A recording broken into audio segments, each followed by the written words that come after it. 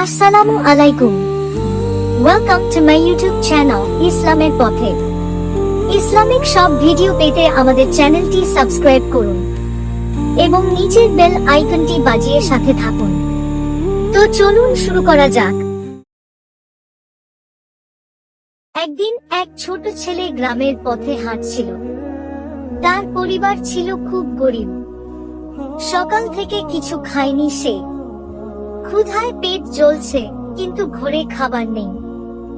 সে ভাবল, আজ যদি কাউকে গিয়ে একটু খাবার চাইতে পারি, আল্লাহ হয়তো সাহায্য করবেন। সে সাহস করে এক ধনী লোকের বাড়ির দরজায় কড়া নাড়ল। দরজা খুলল এক তরুণী মেয়ে। ছেলেটি লজ্জায় মাথা নিচু করে বলল, আপা, আমি সারাদিন কিছু খাইনি, একটু পানি কি পাবো? মেয়েটি ছেলেটির চেহারার দিকে তাকাল। ক্ষুধায় ক্লান্ত মুখ, কিন্তু চোখে বিনয় আর সম্মান। তার মন নরম হয়ে গেল। সে ভাবল, এ ছেলেটি শুধু পানি নয়, হয়তো এক গ্লাস দুধ পেলে ভালো হয়। তাই সে ভেতর থেকে এক গ্লাস ঠান্ডা দুধ এনে দিল। ছেলেটি ধীরে ধীরে দুধ খেলো, তারপর মাথা নিচু করে বলল, আপা, কত দাম দিতে হবে? মেয়েটি হেসে বলল, দাম?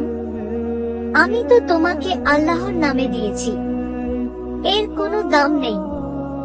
ছেলেটি চোখে পানি নিয়ে বলল, আল্লাহ আপনাকে এর বিনিময়ে উত্তম প্রতিদান দিন। তারপর কৃতজ্ঞ হৃদয়ে চলে গেল। বছর কেটে গেল। একদিন সেই তরুণী মেয়ে এখন বৃদ্ধা মহিলা হয়ে গেছেন। তিনি গুরুতর অসুস্থ হয়ে পড়লেন। তার পরিবার তাকে শহরের এক বড় হাসপাতালে নিয়ে গেল। বহু পরীক্ষা, বহু চিকিৎসা হলো, কিন্তু কেউ ঠিক রোগ ধরতে পারল না। অবশেষে এক বিশেষজ্ঞ ডাক্তার এলেন। নতুন শহর থেকে আসা এক সদয় ও দক্ষ ডাক্তার।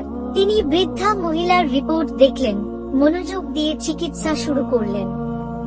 কয়েকদিনের মধ্যেই তিনি সুস্থ হয়ে উঠলেন। চিকিৎসার শেষ দিনে হাসপাতাল থেকে বিল পাঠানো হলো।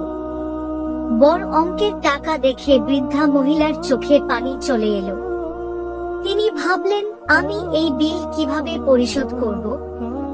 ঠিক তখন নার্স ফিরে এসে বলল, আপনার বিল আগে থেকেই পরিশোধ করা হয়েছে। বৃদ্ধা মহিলা বিস্মিত হয়ে জিজ্ঞেস করলেন, কে পরিশোধ করেছে? নার্স কাগজটা এগিয়ে দিল। বিলের নিচে লেখা ছিল, আপনার এক গ্লাস দুধের বদলে ডাক্তার হাওয়ার্ড কেলি। বৃদ্ধা মহিলার চোখে পানি চলে এলো। তিনি বুঝলেন, আল্লাহর পথে সামান্য ভালো কাজ কখনো বৃথা যায় না।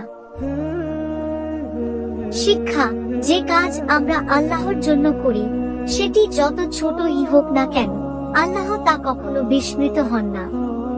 তিনি সময় মতো সুন্দরভাবে পুরস্কার দেন।